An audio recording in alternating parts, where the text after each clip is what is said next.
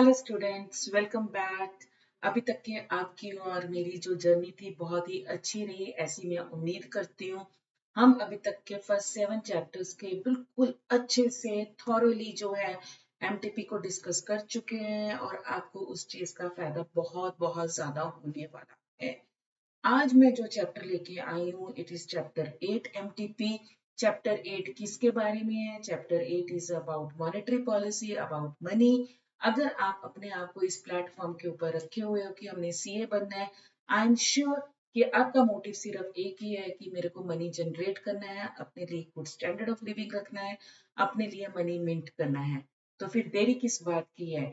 With the ultimate motive कि मेरे को मनी जनरेट करनी है, मेरे को जल्दी से सीए बनना है, फर्स्ट अटेम्प्ट में सारा कुछ क्लियर करना है।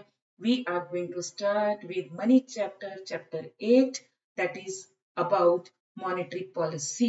स्टूडेंट्स, आपको पता है कि इकोनॉमी में आपके पास सिर्फ दो ही चीजें होती हैं, एक तरफ फिस्कल पॉलिसी होती है और दूसरी तरफ मॉनेटरी पॉलिसी होती है। चैप्टर 7 में हमने किसके बारे में डिस्कस किया था? We discussed everything about fiscal policy, जो कि गवर्नमेंट का करता धरता होती है। और जब गवर्नमेंट है उसके पास सिर्फ दो ही चीजें होती हैं, and what are those two things? That is to be taken as a tax and subsidy. आज हम जो एमटीपी शेयर करने जा रहे हैं, जिसके बारे में हम डिस्कस करने जा रहे हैं, that is a monetary policy.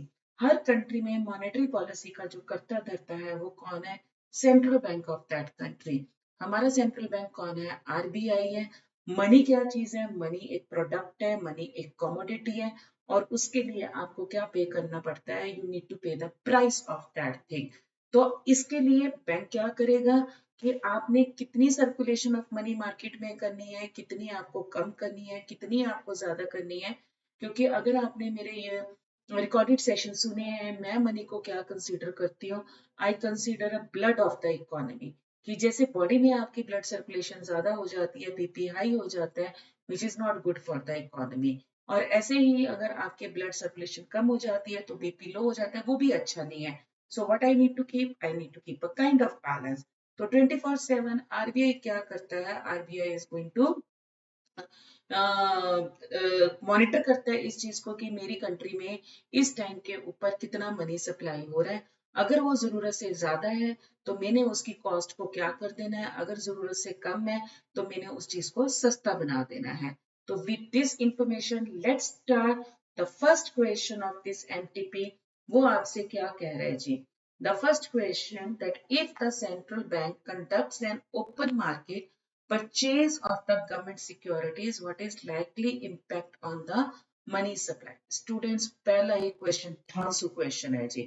आप सबको पता होना चाहिए कि आरबीआई आपका अल्टीमेट डॉक्टर है किस चीज का? मनी सप्लाई का।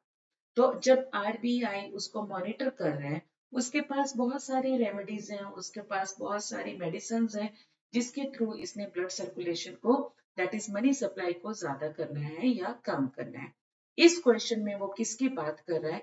इस क्वेश्चन में वो बात कर रहा है operation OMO. What is OMO? Open market operation, which is to be used by RBI at the time of extreme financial crisis, at the time of extreme financial situation, जब आपके पास बिल्कुल पैसा नहीं होता, इन्फ्लेशन रेट बहुत ज्यादा हो जाता है। और इसकी best example to be understood कि हमने इसको 1991 में यूज किया था। मार्केट वर्ड है, मार्केट वर्ड में इसका मतलब मैं क्या करने जा रही हूँ? परचेजिंग एंड सेलिंग कर रही हूँ। मैं का मतलब आरबीआई है यहाँ पे। जब आरबीआई परचेज कर रहे हैं, कहाँ से? पब्लिक से एंड गवर्नमेंट से। मतलब मैं आरबीआई से, आरबीआई परचेज कर रहा है किससे? पब्लिक से। और पब्लिक को उसके बदले में पेमेंट करेगा। पब्लिक का जो हार्ड कैश है, गोल्ड रिजर्व्स हैं, सिक्योरिटीज हैं, वो खरीद के आरबीआई अपने पास रख रहा है और वो क्या कर रहा है? उसको पेमेंट कर रहा है। मतलब परचेज में मेरे पास क्या हो जाएगा? I will have a credit creation, money supply will increase. तो मेरे पास इसका आंसर क्या आ गया? It's answer is going to be a answer, that money supply is going to be more. यहीं पे अगर वर्ड आपके पास होता सेलिंग, तो मेरे पास क्या हो जाता है इसका आंसर कि मनी सप्लाई डिक्रीज हो जाएगी। I hope this answer is clear. Which of the following is included in M2, a broader measure of money supply compared to M? My favorite question. Students, आप सबको पता है, आपकी book में module में ये क्लियर कट गिवन है कि आपके पास 4 कंपोनेंट्स ऑफ मनी सप्लाई है, M1, M2, M3 and M4। M1 में मैं क्या लेती हूँ, करेंसी नोट्स लेती हूँ, प्लस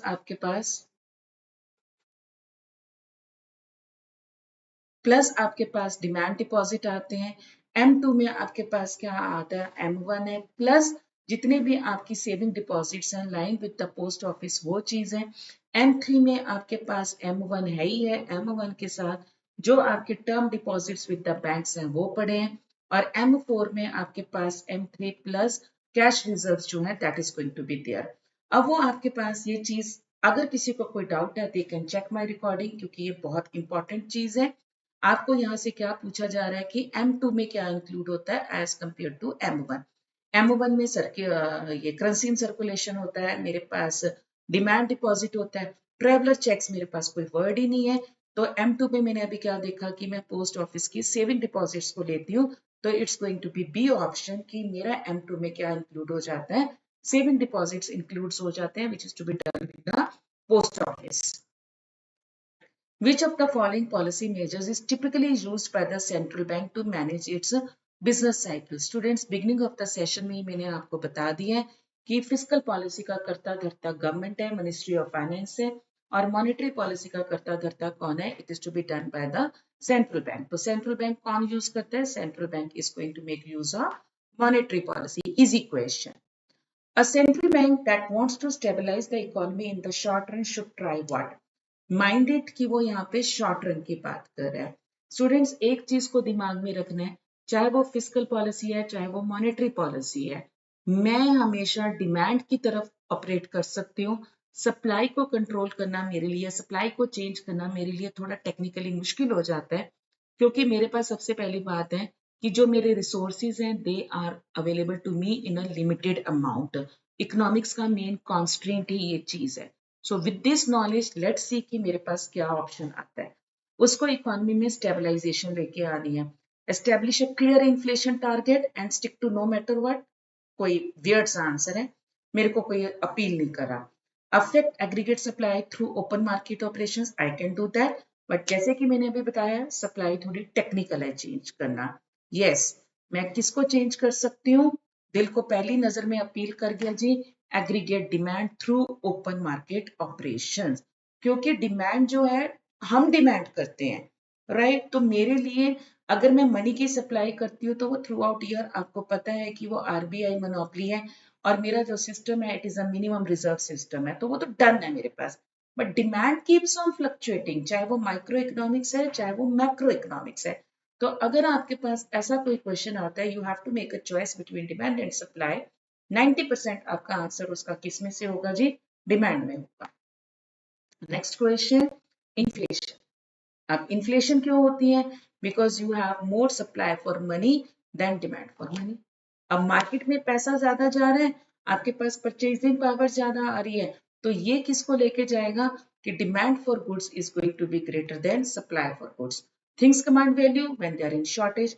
डिमांड तो फटाफट हो गई है, बट सप्लाई नहीं हो पा रही है, तो प्राइसेस राइज कर जाएंगे। Not the prices of one good, I am always going to be taken out the average price. तो यहाँ पे मेरे पास ऑप्शन सी में टर्म है average price, I will go for this option. I hope you are agreed with me. In a modern fiat money system, the value of money is primarily based upon what? सबसे पहले तो my dear students इसका मतलब समझिए कि fiat का मतलब क्या होता है। फिएट का मतलब क्या होता है, बाय ऑर्डर। अब बाय ऑर्डर, ये ऑर्डर कौन दे रहे हैं, it will be given by the government. तभी तो हम कहते हैं ना कि मनी क्या चीज है, money is to be taken as a legal tender. आप सब लोगों ने डिमोनेटाइजेशन को विटनेस किया है। एक बार गवर्नमेंट ने अनाउंस कर दिया कि this 2000 note is not going to be in circulation, मैं 1000 के नोट को बिल्कुल ही बंद कर रही हूँ, तो आपने किसी ने भी इस चीज को चैलेंज किया, हम नहीं चैलेंज कर सकते, because legally it has been declare. तो उसमें आपके पास प्राइमरली वैल्यू ऑफ मनी किसके ऊपर बेस्ड है, it is based upon government authority and public trust. Oh lovely question students, मैंने आपसे पहले कहा है कि जो मनी वाला चैप्टर है, हम मनी से इतना प्यार करते हैं तो मनी को कमाना इतना आसान नहीं है, थोड़ा मुश्किल है। तो वैसे ही क्वेश्चंस भी थोड़े मुश्किल है आपके पास, बड़े टेक्निकल, बड़े प्रैक्टिकल क्वेश्चंस हैं, मजा आता है इनको सॉल्व करने में। आपके पास लिक्विडिटी ट्रैप। ट्रैप का मतलब स्टूडेंट्स क्या होता है कि मैं किसी जाल में फंस गई हूँ। जब मैं किसी जाल में फंस गई हूँ, यहाँ पे कौन से जाल की बात हो रही है? लिक्विडिटी। लिक्विडिटी का मतलब convertibility, I am talking about money only. तो मनी की कॉस्ट क्या है? That is interest rate. मैं ट्रैप में फंस गई हूँ, मतलब या तो मनी की कॉस्ट बहुत ज्यादा हो गई है या मनी की कॉस्ट बहुत कम हो गई है। मैं इन्फ्लेशन की बात करती हूँ, क्योंकि मनी डिफ्लेशन तो हम कभी बात करते ही नहीं है। और इन्फ्लेशन क्या चीज है? Too much money is in the circulation. और उस मनी को कंट्रोल करने के लिए मैं क्या करूंगी? इंटरेस्ट रेट को ज्यादा कर दूंगी। बट जब इकोनॉमी में रिसेशन है, मेरी एक्सप्लेनेशन को सुनते जाओ, जब इकोनॉमी में रिसेशन है, जो कि वर्ल्ड की मोस्ट ऑफ द इकोनॉमीज आज की डेट में किसमें है? रिसेशन में है। तो मेरे को मनी सप्लाई इंक्रीज करना है। मनी सप्लाई को इंक्रीज करने के लिए रेट ऑफ इंटरेस्ट क्या करना पड़ेगा? कम करना पड़ेगा। तो ट्रैप क्या हो जाएगा कि जब आपका रेट ऑफ इंटरेस्ट इतना कम हो गया कि आप जितनी मर्जी मनी सप्लाई को लेके जाइए, it will B worthless. It happens in the extreme situation, जब आपके पास एक हाइपर इन्फ्लेशन की सिचुएशन आ जाती है कि आपने मनी को बिल्कुल ही वर्थलेस बना दिया। आपने कहा कि money is available at a 0.2% rate of interest. You carry, you take as much as is possible, you take, but you will carry that money in the market, you will be able to buy only a handful things. तो इसमें अब आपके पास क्या आया?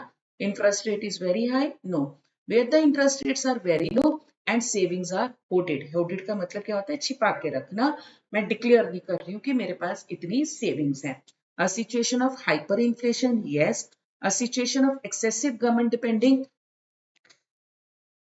Hyper inflation है, recession चल रहा है, तो ये भी हो सकता है। बट ये सारे उसके डिराइव्ड फैक्टर्स हैं। आपके पास इसका जो आंसर तैयार होगा, व्हाट वुड बी दैट, कि जहां पे इंटरेस्ट रेट्स जो है वो वेरी लो हो गए एंड सेविंग्स क्या हो गई हैं? They are going to be hoarded. Hoarded का मतलब छिपा के रखना। I am not going to declare कि मेरे पास इतने पैसे हैं। Next question. हर क्वेश्चन में आपके पास वैरायटी आ रही है and they are all technical. Get ready to answer this type of questions in the final paper also जी। If the reserve requirement is 20% and the potential maximum expansion of the money supply when the new deposit is of कितना है जी? 1000 है। आपको पता है कि आपका जो क्रेडिट मल्टीप्लायर है वो क्या चीज है? 1/r आता है जी। वेरी इंपॉर्टेंट फार्मूला, +2 में भी आपने किया हुआ है। तो 1/20% आपके पास ये 5 टाइम हो गया।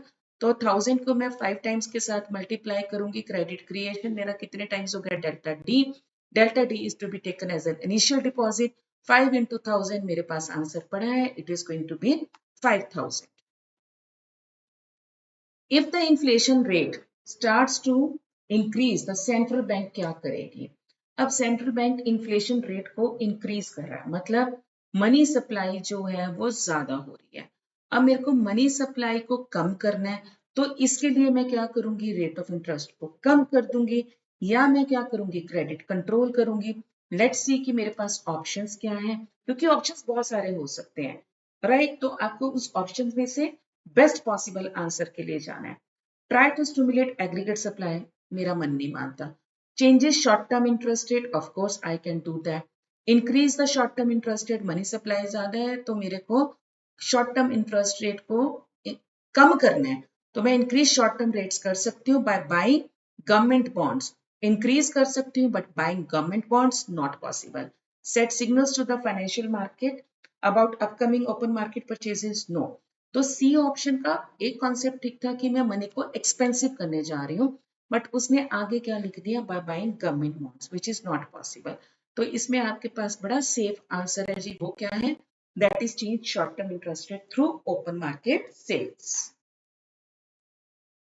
Next question, which of the following is known as a broad money?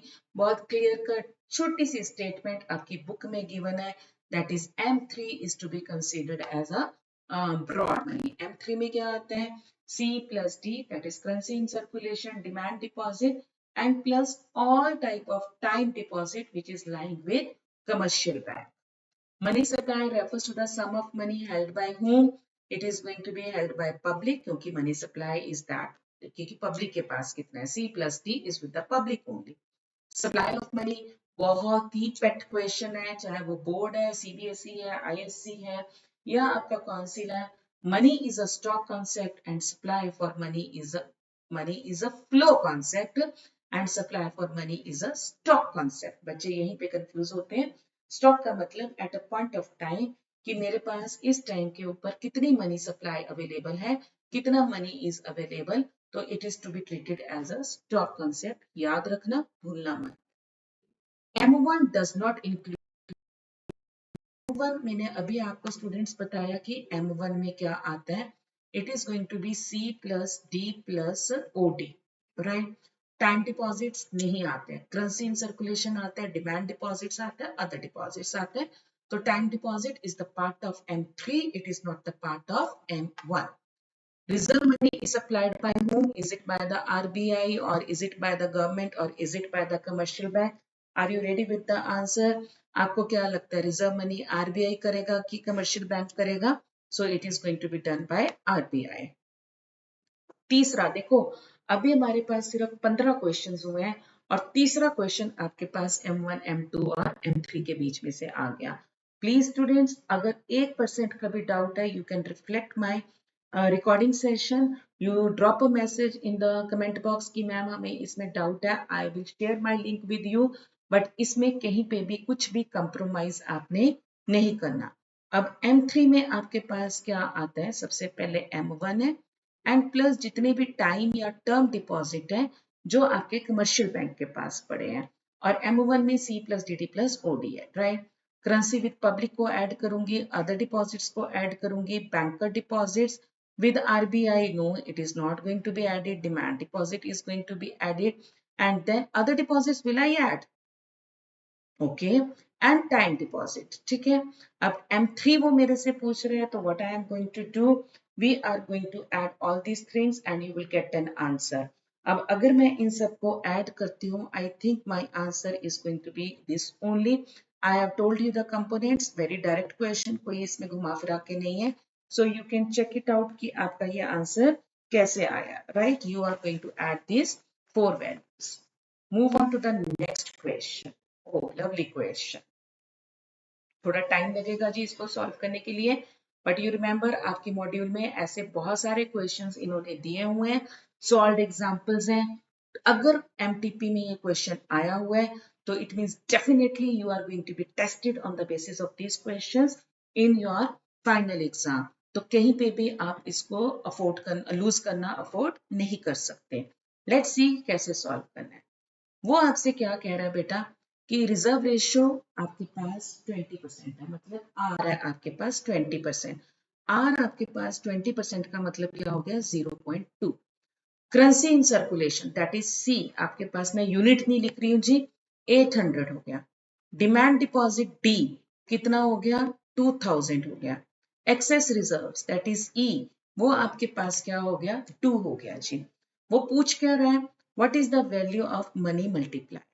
अब अगर आपको याद हो, ये डिराइव्ड फार्मूला है, एम किसके इक्वल है, 1 plus C upon R plus E plus C. तो सबसे पहले हमें ये वाली वैल्यूज निकालनी है।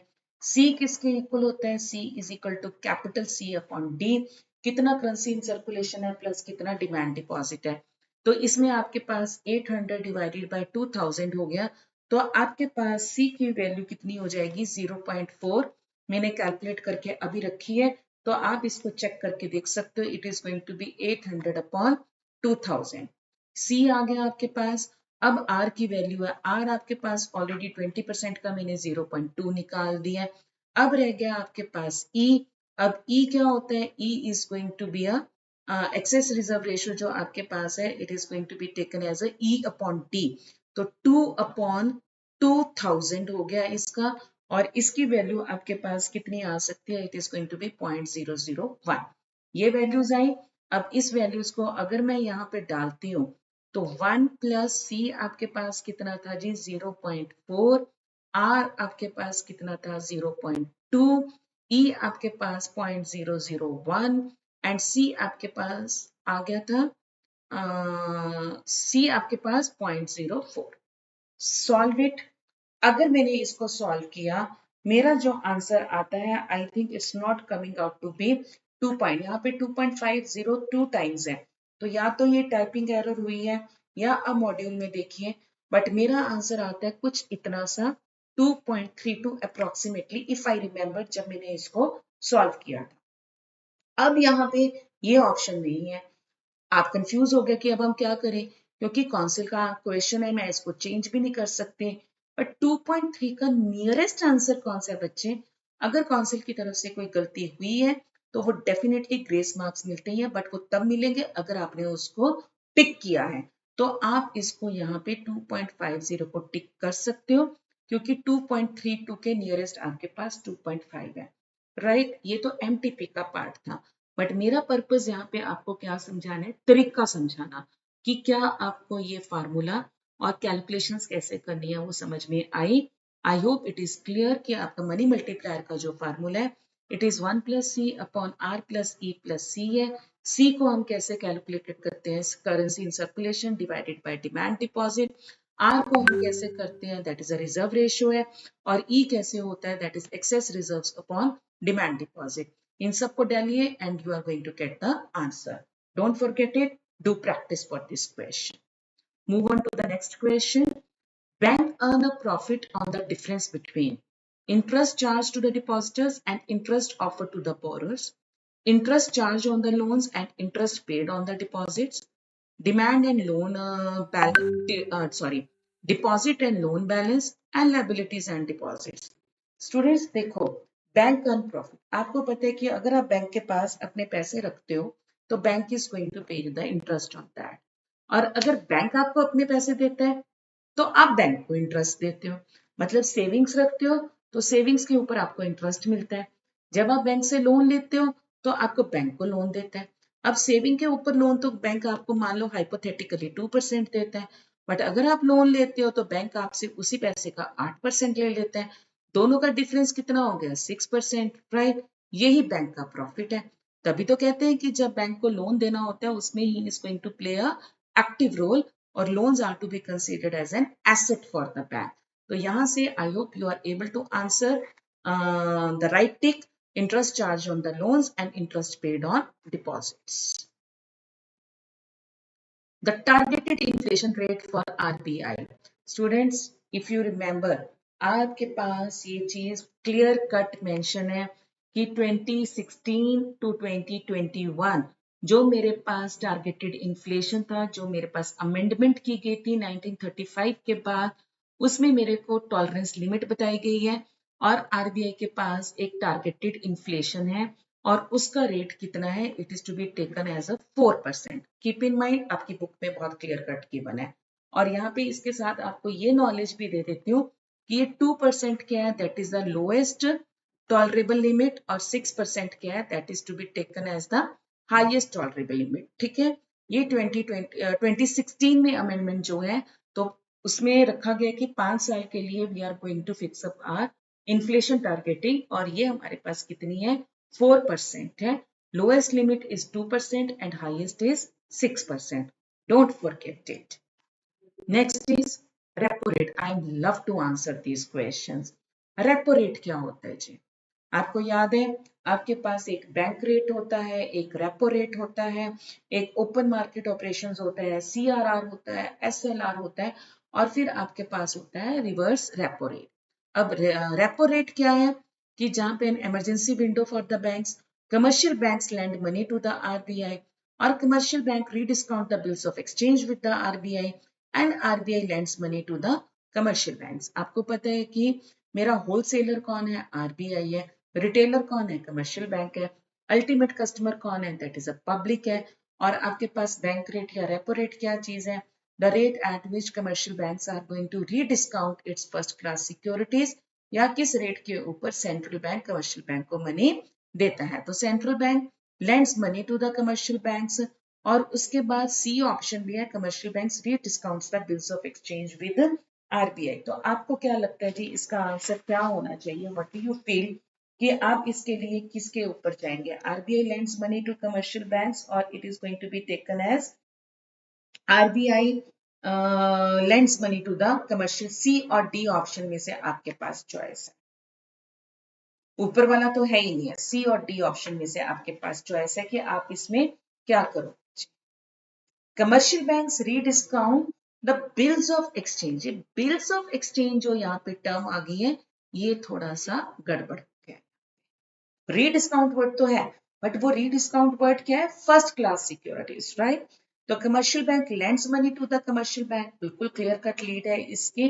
तो आपके पास इसका ऑप्शन क्या आ गया, डी आ गया। Mind it, repo rate short period के लिए होता है, बैंक रेट लॉन्ग पीरियड के लिए होता है।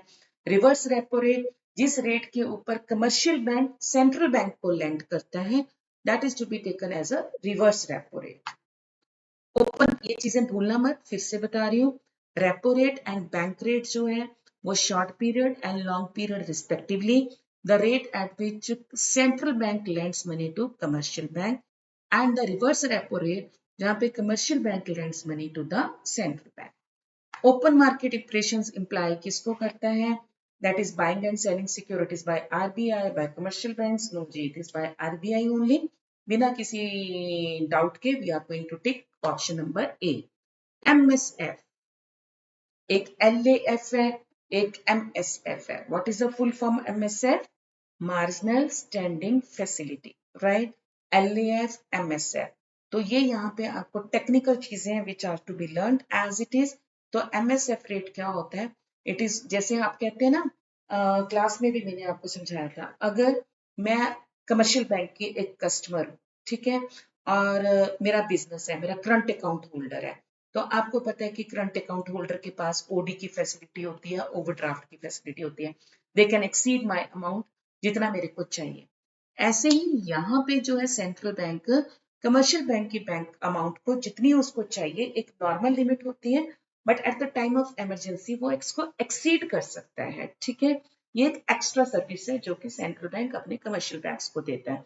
रेपो रेट पे तो एक नॉर्मल रेट जो सबको दे रहा है, मार्केट रेट है, वो चीज है। तो जो मार्जिनल स्टैंडिंग फैसिलिटी है, कीप इन माइंड, क्योंकि वो इमरजेंसी सर्विस है, तो it is always going to be higher than repo rate. Emergency का आपको पता है हमेशा महंगा होता है। सीआरआर कैश रिजर्व रेशियो है जी, आपके पास ऑप्शन ही क्लियर है कि it is going to be in the form of cash. Bank rate is the rate commercial bank lends to the, और आरबीआई लेंड्स, और आरबीआई टू द गवर्नमेंट, और RBI lends. No ji, RBI किसको lend करता है, RBI commercial bank को lend करता है। Repo rate भी वही है, बैंक रेट भी वही है। रिवर्स भी आ गया जी। रिवर्स क्या है जी, equal to CRR, equal to bank rate, equal to MSF, और लोअर देन रेपो रेट। क्या हो सकता है इसका आंसर, रिवर्स रेपो रेट का लोअर देन रेपो रेट होगा, इक्वल टू सीआरआर होगा, या आपके पास इक्वल टू एमएसएफ होगा। स्टूडेंट्स, सीआरआर भी नहीं बचता, ये भी नहीं बचता, आपके पास चॉइस क्या बचती है, क्योंकि बैंक रेट और रेपो रेट मोर और लेस सेम चीज होती है। इक्वल, तो वो रिवर्स, क्योंकि यहाँ पे रिवर्स में क्या है, ये आपके पास सेंट्रल बैंक है और ये आपके पास कमर्शियल बैंक है, राइट। अगर सेंट्रल बैंक आपको दे रहा है कमर्शियल बैंक को, ऑफ कोर्स क्योंकि वो प्रोड्यूसर है, वो हाई रेट के ऊपर देगा। बट जब कमर्शियल बैंक सेंट्रल बैंक को दे रहा है at the time of emergency, तो ऑफ कोर्स वो क्या होगा, it is going to be less. They can park their surplus saving, और आपके पास सेंट्रल बैंक आरबीआई से मांग भी सकता है। तो कीप इन माइंड दिस की रिटेलर होलसेलर को दे रहा है तो वो रेपो रेट से लोअर ही होगा। Keep this thing in your mind. MPC, आपको याद है चैप्टर 6 में भी ये मैंने क्वेश्चन उठाया था। एमपीसी की फुल फॉर्म क्या है जी, मॉनेटरी पॉलिसी कमेटी। आपके इस चैप्टर के समरी पॉइंट में, चैप्टर 8 के थर्ड यूनिट में आप समरी पॉइंट्स में देखोगे बहुत क्लियरली ये चीज लिखी है कि एमपीसी के कितने मेंबर्स होते हैं। MPC has got 6 members. Don't forget it to answer this question. 6 months के लिए हम अपना उसको रिव्यू करते हैं, इन्फ्लेशन टारगेटिंग को, और मेरे एमपीसी में जो मेंबर्स भी होते हैं वो कितने होते हैं, 6 मेंबर्स होते हैं। एसएलआर वो क्या है, स्टैट्यूटरी लिक्विडिटी रेशियो। देखो आपके पास दो तरीके की रेशियो होती है, one is to be taken as a CRR and the other one is to be taken as an SLR. Purpose same है, यूटिलिटी सेम है, बट डिफरेंस क्या है, डेफिनेशनल डिफरेंस है। सीआरआर में हम क्या करते हैं, we are going to keep a reserves in cash, वो कैश रिजर्व्स होते हैं। एसएलआर में क्या होता है जी, both are going to be taken by the consent of RBI only. SLR में क्या होता है, गोल्ड रिजर्व्स होते हैं, इक्विटीज होती हैं, गवर्नमेंट सिक्योरिटीज होती हैं, बॉन्ड्स होते हैं। तो इसमें आपके पास क्या आएगा जी, बॉन्ड्स है, इक्विटीज है एंड गोल्ड है, कैश तो है नहीं है। तो गोल्ड आपके पास हो सकता है, बॉन्ड्स हो सकता है, बट मैं इसको टिक करूंगी क्योंकि इक्विटी क्या है, it can be gold equities भी होती है, ईटीएफ्स भी होते हैं। तो इसका जो ऑप्शन है उसको मैं बॉन्ड्स को भी ले सकती हूँ, गोल्ड को भी ले सकती हूँ, क्योंकि गोल्ड रिजर्व्स भी होते हैं। तो एसएलआर शुड बी मेंटेन। मेरे हिसाब से इसका आंसर बॉन्ड्स भी ठीक है, इसका आंसर गोल्ड भी ठीक है। एनी आंसर, अगर ऑल ऑफ द अबव होता कैश की बजाय, it would be a better choice. Reverse repo rate क्या है जी, RBI borrows from the government, commercial bank lends to the money. मैं अब इस चीज को और ज्यादा नहीं करूंगी, मेरे ख्याल से आप सबके पास आंसर तैयार है। जल्दी से कमेंट बॉक्स में लिखिए जी इसका आंसर क्या होगा। its answer is going to be commercial bank lends money to the RBI at the rate lower than the repo rate. Next question ji, which of the following most accurate definition of the supply side policies? ठीक है, policies that aim to increase the supply of goods and services in the economy, policies that oppose, no I can't consider this, that increase the production in the economy to a certain extent, production to increase the productive capacity of the economy. देखो, अब मैं इसमें से अगर choice करूंगी तो it is going to be a choice between A and D, कि वो सप्लाई साइड की बात कर रहा है तो सप्लाई साइड में what it is going to be there, am I going to increase the supply of goods and services in the economy और I am going to increase the productive capacity. अगर मेरी productive capacity increase हो गई है तो automatically मेरी supply भी increase हो जाएगी। तो मेरे पास इसका ऑप्शन क्या आएगा, डी ऑप्शन आएगा। आप इसको लॉजिकली सोचिए।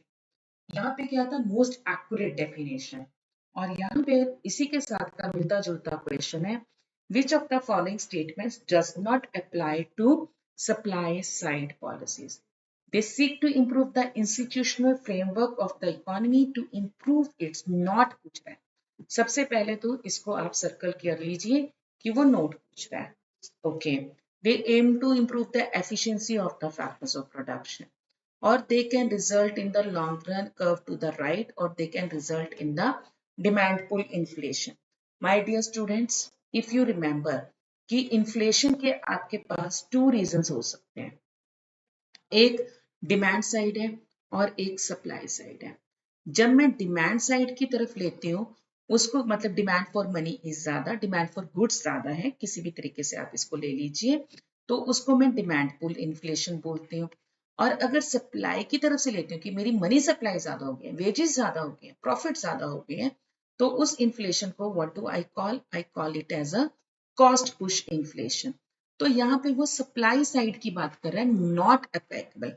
इंस्टीट्यूशन प्रोडक्टिव कैपेसिटी को ऊपर वाले क्वेश्चन में देखा, वो इंक्रीज करता है, पोटेंशियल इंक्रीज करता है, मनी सप्लाई इंक्रीज करेगी तो कब भी राइट को शिफ्ट होगा। तो जो नो नहीं है, क्योंकि सप्लाई साइड के ऊपर कॉस्ट पुश इन्फ्लेशन होती है, तो आपका आंसर इसमें क्या आ गया जी, D. Which of the following, again यहाँ पे आपके पास क्या आ गया, is not considered as an advantage of supply side. Don't miss it. Market factor makes factor markets more efficiently, not a. Increase economic growth without increasing inflation. Can help to avoid stagflation. Or tax cuts to improve incentives can be costly for the government. वो supply side की not है। तो supply side में tax cut कहाँ से आ गया, no, क्योंकि money जो है वो गवर्नमेंट का है और टैक्स जो है वो मनी जो है वो आरबीआई का है और जो टैक्स है वो गवर्नमेंट का है। तो मेरे पास यहाँ पे है, बट मेरे को ये नहीं समझ में आ रहा कि ये स्टैगफ्लेशन क्या होती है। बच्चे, stagflation is a combination of two words, stagnation plus inflation. मतलब यहाँ पे प्राइस राइज करती है, बट प्राइस राइज के साथ मेरे पास स्टैग्नेशन हो जाता है, मेरा आउटपुट फॉल करता है और मेरा एम्प्लॉयमेंट फॉल करता है।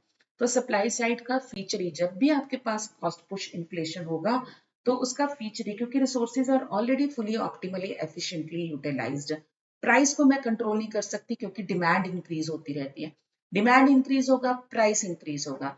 जब तक मैं अपने रिसोर्सेज को फुली यूटिलाइज नहीं करूंगी, with every rising price there will be rise in output, there will be rise in employment.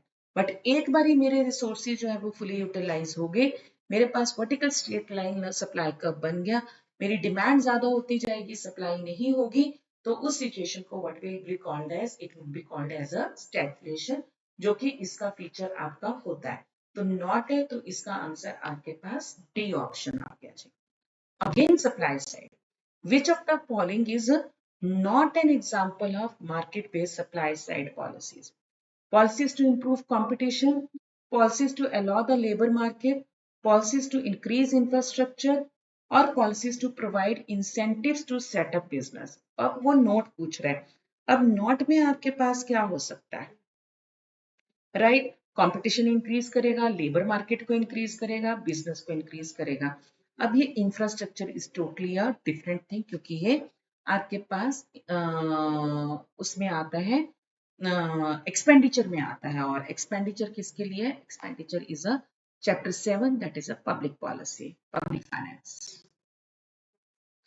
Policies used to target specific key exporting industries in order to achieve economic growth in that sector is likely to have which of the following? Exporting industries है आपके पास, to achieve economic growth है आपके पास, lowering, no, ये option तो मेरे को जच्ची ना रही। एम्प्लॉयमेंट रेट्स को इंक्रीज करता है, versus the current account balance. अब ये करंट अकाउंट बैलेंस क्या होता है जी? क्योंकि एक्सपोर्टिंग है, वैसे ये चैप्टर 9 का क्वेश्चन है। करंट अकाउंट बैलेंस मतलब export and import of goods and services है। तो अगर मेरे पास इकोनॉमिक ग्रोथ है तो उसमें इंप्रूवमेंट होगी जी, तो आपका इसमें ऑप्शन क्या आ गया? सी।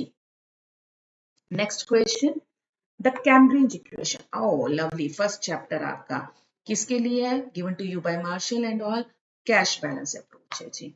According to Cambridge equation, the value of money किसके ऊपर डिपेंड करती है? डिमांड फॉर मनी के ऊपर डिपेंड करती है जी। The quantity demanded of money rises, जब वो सस्ता हो जाएगा, सस्ता हो जाएगा मतलब आपका रेपो रेट जो है वो फॉल कर जाएगा जी। Very easy to answer. When the central bank intends to expand the credit, मतलब वो क्या करना चाहते हैं? They want to make an expansion of the credit, they want to have a credit creation. Credit creation है तो of course वो cost को कम करेगा।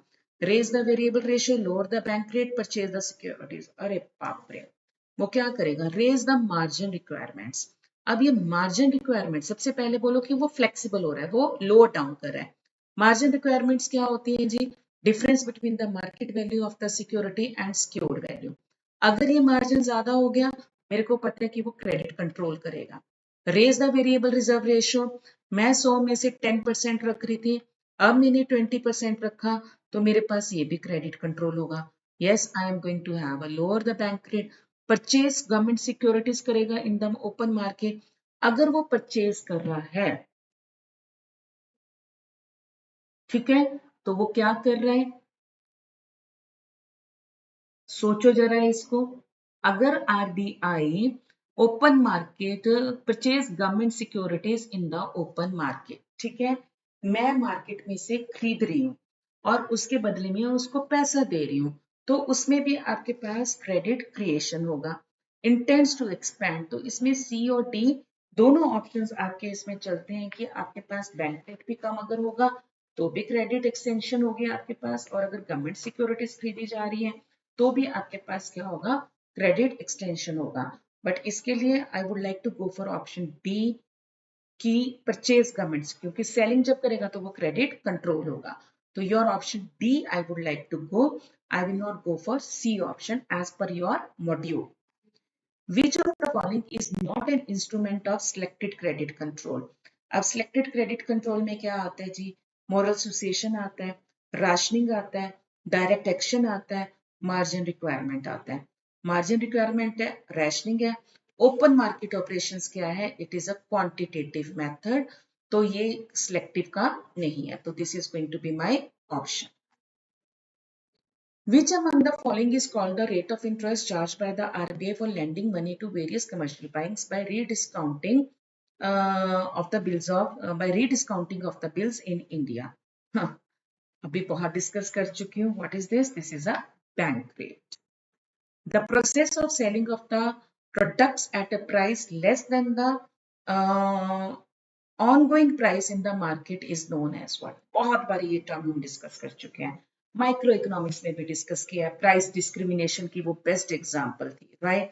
इंटरनेशनल ट्रेड में भी हमने इसके बारे में डिस्कस किया है कि प्रोडक्ट को मैं एक डोमेस्टिक प्राइस से कम पे बेच रही हूँ, तो प्लीज कीप इन माइंड उसको मैं क्या बोलूंगी, this is a chapter 9 question, but what is this to be taken as, this is to be taken as a dumping.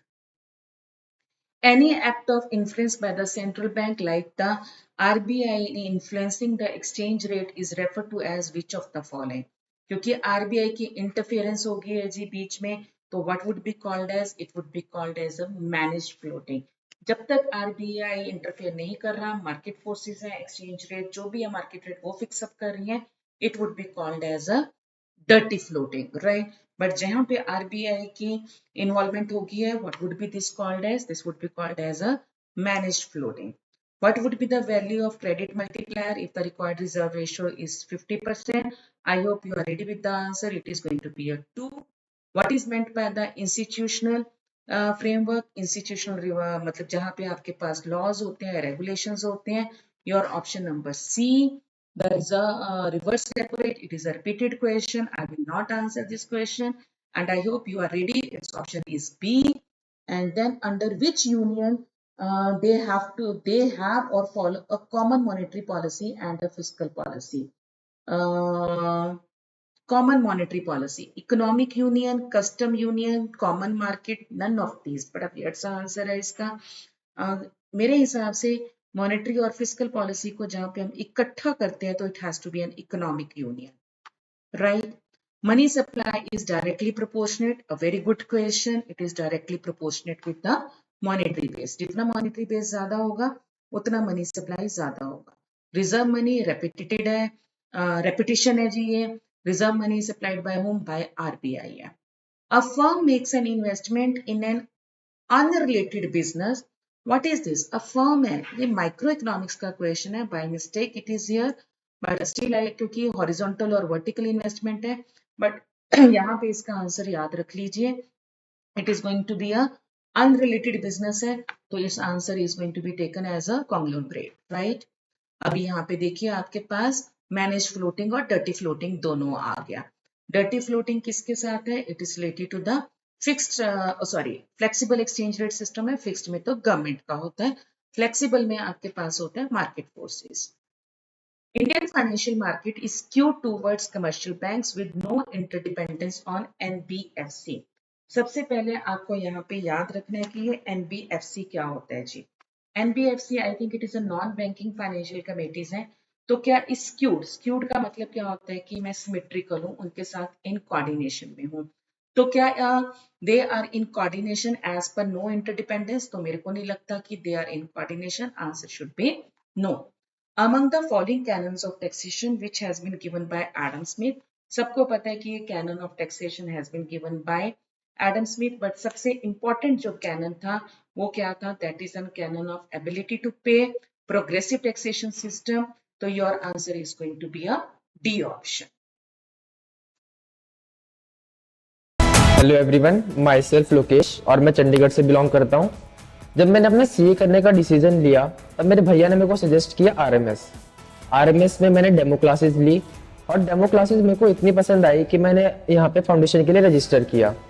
Foundation register करते ही यहाँ पे मेरी क्लासेस फुल फ्लैश स्टार्ट हो गई और मेरी प्रिपरेशन काफ़ी अच्छी चल रही थी, जिसका रिजल्ट मुझे ये मिला कि मेरे फाउंडेशन में 292 मार्क्स स्कोर किए। मेरे यहाँ के जो पर्सनल फेवरेट टीचर है वो है एनी मैम।